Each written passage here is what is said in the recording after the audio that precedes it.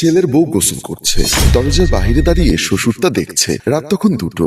আজিজ মিয়া এসেছিল টয়লেটে, কিন্তু ভেতরে কে যেন গোসল করছে দেখে আজিজ মিয়া টেনশনে পড়ে গেল।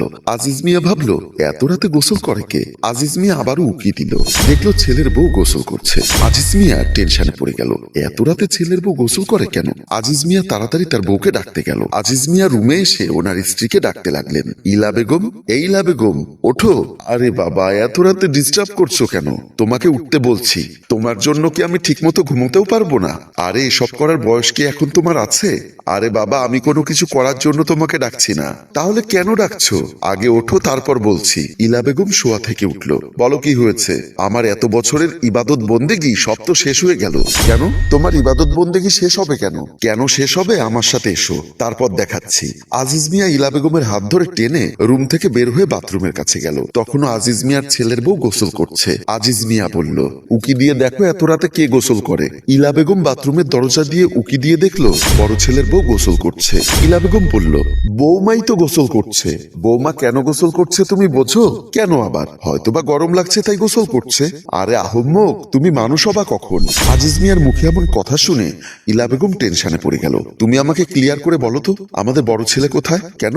জেলখানায়। সে আজকে বছর জেলখানায়? সবকিছু আমার বলতে হবে কেন? তুমি কি জানো না আজকে সে 3 বছর ধরে জেলখানায়? তাহলে এত রাতে ছেলের বউ গোসল করে কেন?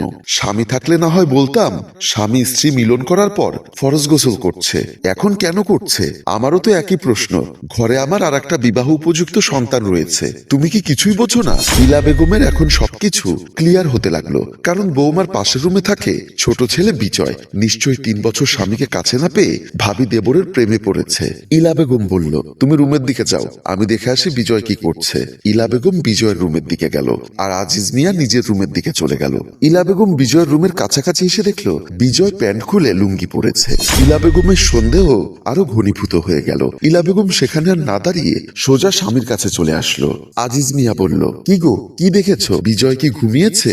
তোমার ধারণাই সত্যি হলো। আমি দেখলাম বিজয় প্যান্ট খুলে লুঙ্গি পরছে। আল্লাহ, তুমি আমাকে রক্ষা করো। আল্লাহ, এই পাপ অনাচার, এই গুনাহের কারণে আমাকেও জাহান্নামে যেতে হবে। আমার বড় ছেলেটার অবৈধ অস্ত্র রাখার দায়ে 6 বছরের সাজা হয়ে গেল। 3টা বছর চলে গেল, আর 3 বছর পর সে বাড়ি ফিরবে। এর ভেতর যদি ওদের দেবর ভাবির সম্পর্কটা আরো বেশি গভীরে চলে যায়, এই কথা যদি পাড়া প্রতিবেশীর কানে চলে যায়, তাহলে আমার বড় ছেলে বাড়িতে আসলে আমি কি জবাব দিব? তুমি বড় ছেলেকে কি জবাব দিবে তাই ভাবছি ইলা বেগম। আমি ভাবছি হাসরের ময়দানে আমি আল্লাহকে কি জবাব দিব। যা হবার হয়ে গেছে, আমাদের এক্ষুনি লাগাম টানতে হবে। আজিজ মিয়া বলল, কিভাবে? কাল থেকে তুমি বিজয়ের সাথে ঘুমোবে, আর আমি বৌমার সাথে। এখন যা হবার হয়ে গেছে, এ নিয়ে টেনশন করলে তোমার প্রেশার আরো বেড়ে যাবে। এখন ঘুমিয়ে পড়ো। তারপর ওরা দুজন ঘুমিয়ে পড়ল। সকালে নাস্তার টেবিলে বৌমা নাস্তা দিচ্ছিল। আজিজ মিয়া এবং ইলা বেগম পাশাপাশি বসে নাস্তা করছিল। এমন সময় ওনাদের ছোট ছেলে বিজয় কলেজে যাওয়ার জন্য রেডি হয়ে আসলো। বিজয় বলল, ভাবি তাড়াতাড়ি নাস্তা দাও। শোন বিজয়, আমি আর তোর বাবা সিদ্ধান্ত নিয়েছি, আজ রাত থেকে তুই তোর বাবার সাথে ঘুমোবি, আর আমি বৌমার সাথে ঘুমোবো। হঠাৎ এই সিদ্ধান্ত কেন মা? আমি কোনো কৈফিয়ত শুনতে চাই না। বৌমা কোনো কথা না বলে চুপ করে দাঁড়িয়ে রইল। আজিজ মিয়া বৌমার দিকে তাকিয়ে বলল, বৌমা, তোমার শাশুড়ি তোমার রুমে ঘুমালে কি কোনো সমস্যা আছে? আমার সমস্যা থাকবে কেন? বিজয় বলল, আমার সমস্যা আছে। তোর কি সমস্যা সেটা আমি জানি, তবুও তোর বাবা আর আমি যে সিদ্ধান্ত নিয়েছি সেটাই হবে। তোমাদের এই বাড়াবাড়ি আমার ভালো লাগে না। বলেই বিজয় নাস্তা না করে উঠে চলে গেল। বিজয়, নাস্তা করে যাও ভাই। বৌমা, তোমার ওর জন্য এত দরদ দেখাতে হবে না, ও বাইরে কোথাও নাস্তা করে নিবে। বিজয় সিঁড়ি দিয়ে নামছিল, সামনে পড়ল এই বিল্ডিং এর নিচতলায় থাকা বিজয়ের প্রেমিক রাফি চৌধুরী। রাফি চৌধুরীকে দেখে বিজয় বলল, প্রতিদিন কলেজে যাওয়ার টাইমে এখানে দাঁড়িয়ে থাকতে হয় কেন? রাফি চৌধুরী বলল, যার জন্য করি চুরি সেই বলে চোর। কেন দাঁড়িয়ে থাকি বোঝো না? এমনিতেই বিজয়ের মন মেজাজ খিটখিটে, তার উপর রাফির এমন কথায় বেচারা ক্ষিপ্ত হয়ে বলল, তোমাকে আমার জন্য কে চুরি করতে বলেছে? আমি সবই বুঝি, কেন এখন আমাকে অ্যাভয়েড করছো? কি বোঝো তুমি? তোমার ভাই জেলে আজ 3 বছর ধরে। তোমার ভাবি তোমার পাশের রুমে ঘুমোয়। তোমাদের দেবর ভাবির মধ্যে যে কি চলছে সেটা আর কেউ না বুঝলেও আমি বুঝতে পারি। উল্টাপাল্টা কথা বলবে না। যদি তাই না হবে তাহলে তুমি ইদানিং আমাকে এড়িয়ে চলো কেন?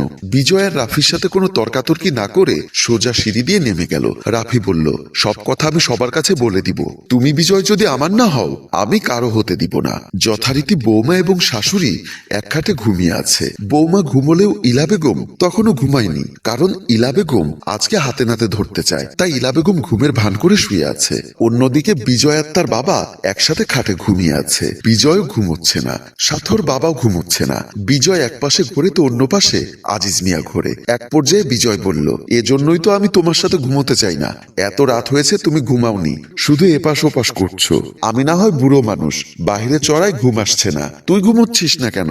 আমার পাশে কেউ ঘুমোলে আমার ঘুম আসে না। এই কথা বলে বিজয় অন্য কাত হয়ে শুয়ে আছে। এত কথা না বলে চোখ বন্ধ করে শুয়ে থাক, দেখবি ঘুম চলে আসবে। এদিকে বৌমা হঠাৎ শোয়া থেকে উঠে বসে গেল। ইলা বেগম হালকা করে চোখ খুলে বৌমা কি করছে না করছে সব দেখছে। ইলা বেগম দেখলো বৌমা আলনা থেকে কাপড় নিয়ে বের হয়ে যাচ্ছে। ইলা বেগম ও বৌমার পেছন পেছন রুম থেকে বের হয়ে গেল। এদিকে বিজয় লক্ষ্য করে দেখলো ওর বাবা ঘুমিয়ে পড়েছে। তাই বিজয় বিছানার পাশ থেকে মোবাইলটা নিয়ে আস্তে আস্তে বিছানা থেকে নেমে রুমের বের হয়ে গেল।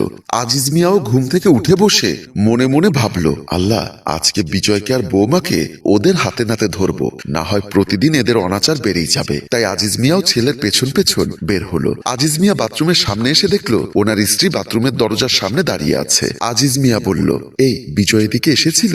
হ্যাঁ, বিজয় যখন আমার সামনে দিয়ে গেল আমি তখন পর্দার আড়াল হয়ে গেলাম। বিজয় কোন দিকে গেছে? বেলকনির দিকে। বৌমা কোথায়? বাথরুমে গোসল করছে। নিশ্চয়ই গোসল সেরে বৌমাও বেলকনির দিকে যাবে, আর ওখানেই ঘটবে সর্বনাশ। চলো তো আমরা বিজয়ের পেছন পেছন গিয়ে দেখি। ইলা বেগম ও আজিজ মিয়া বিজয়ের পেছন পেছন গেল। ওরা দেখলো বিজয় বেলকনিতে দাঁড়িয়ে কাকে যেন মোবাইলে বলছে, কি করে তোমাকে ফোন করব? আজ থেকে বাবা আমার সাথে আমার রুমে ঘুমিয়েছে। কেন ঘুমিয়েছে সেটা তো আমি জানি না। ইলা বেগম আর আজিজ মিয়া দেখলো ওনাদের ছেলে কার সাথে জানি প্রেম করছে। বিজয় আবার বলল, এখন থেকে প্রতি রাতে বাবা ঘুমিয়ে গেলে আমি বেলকনিতে এসে তোমাকে কল দিব। চলো, আমরা এখানে দাঁড়িয়ে থেকে লাভ নেই, বৌমা কোথায় গেছে সেটা দেখি। ওনারা বাথরুমের সামনে এসে দেখলো বৌমা গোসল করে চলে গেছে। ইলা বেগম বলল, বৌমা তো বাথরুমে নেই, গোসল করে চলে গেছে, নিশ্চয়ই রুমে গিয়ে বিজয়ের জন্য অপেক্ষা করবে। চলো তাড়াতাড়ি আমরা রুমে গিয়ে দেখি। আজিজ মিয়া এবং ইলা বেগম রুমে এসে অবাক হয়ে গেল। দেখলো ওনাদের বৌমা নামাজের পার্টিতে বসে তাহাজ্জুদের নামাজ পড়ছে। আজিজ মিয়া এবং ইলা বেগম একজন আরেকজনের মুখের দিকে তাকাচ্ছে। বৌমা নামাজ শেষ করে মোনাজাত ধরল, আল্লাহ, আমি গুনাহগারের ফরিয়াদটা শোনো। আমার স্বামী নির্দোষ, একটা মিথ্যা মামলায় জড়িয়ে তার 6 বছরের সাজা হয়েছে। তুমি তো উত্তম বিচারক আল্লাহ, তুমি তো অন্তর্যামী, তুমি তো সব জানো।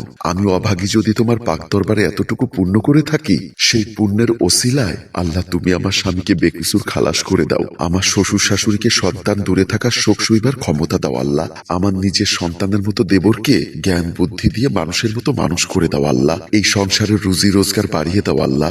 আজিজ মিয়া এবং ইলা বেগম বুঝতে পারলো তারা যেটা সন্দেহ করেছে সেটা সত্য নয়। হ্যালো ভিউয়ার্স, আমরা সচরাচর যেটা দেখি অনেক সময় সেটার বিপরীতও হতে পারে। তাই আসুন দৃষ্টিভঙ্গি পাল্টাই, তাহলে পাল্টে যাবে আমাদের সমাজ আর সুন্দর হবে আমাদের পরিবেশ। আমাদের গল্পটি কেমন লেগেছে তা কমেন্ট করে জানান।